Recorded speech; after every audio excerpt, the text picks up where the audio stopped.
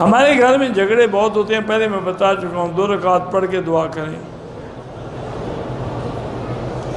ہمارے ملک میں ایک جماعت ہے، وہ کہتے ہیں کہ جس کی داڑھی نہ ہو نماز نہیں ہوتی۔ نماز تو ہو جائے گی لیکن وہ فاسق تو ہے نا، گناہ کبیرہ کا مرتکب ہے۔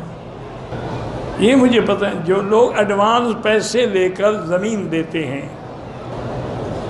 رشتوں کے معاملے میں جو پریشانی ہے، میری بیٹی تو سورۃ الرحمن 3 دفعہ پڑھا کریں، انشاءاللہ اللہ کو منظور ہے تو جلد اچھا رشتہ مل جائے گا، اور والدہ کو بھی اللہ عمرہ نصیب فرمائے۔ حنفی مسلک والے مغرب کی اذان کے بعد 2 رکعت نہ پڑھیں تو بہتر ہے، گو جائز ان کے نزدیک بھی ہے لیکن نہ پڑھنا افضل ہے۔ دم کا گوشت عمرے والوں کو نہ کھلائیں، وہ تو پیسے والے ہیں تب عمرے پہ آئے ہیں، وہ تو مکے کے غریبوں کو کھلائیں۔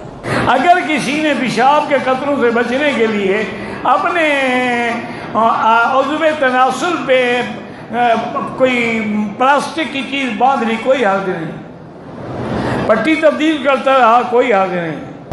اگر کسی نے اپنی انگلی ڈالی ہے عورت کے مقام میں، غسل نہیں ہوتا۔ میری والدہ عمرے پہ آ رہی تھی، ہفتہ پہلے فوت ہو گئی، ان کے لیے آپ عمرہ کر سکتی ہیں۔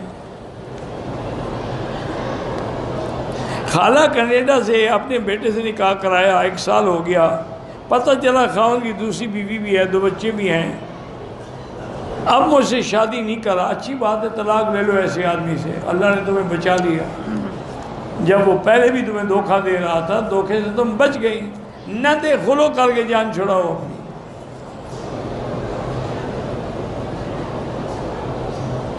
رمضان میں حرم میں جگہ نہیں ملتی، بہرحال میدان میں اب تو نیا حرم بن گیا، مل جاتی ہے نیت ہو تو، نیت نہ ہو تو پھر نہیں ملتی۔